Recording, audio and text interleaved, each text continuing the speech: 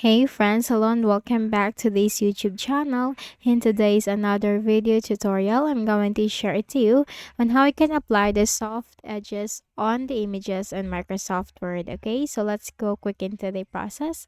Now let's open Microsoft Word first. Go ahead in the Windows search bar and type Word. Click on it under the best match.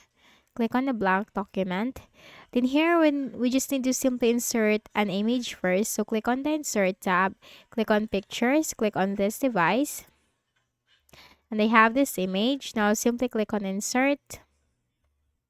Now once you have inserted the image or you already have the image in your Microsoft Word, just simply click on it to select it. And once you select it, you will find this tab at the top, picture format.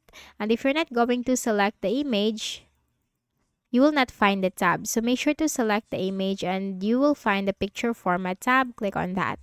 Then here you'll find this option, picture effects.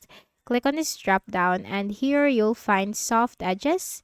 And you have the soft edge variations from here. So you just have to simply choose one by one the variation that you like. Okay, now let me go with this one. And that's it.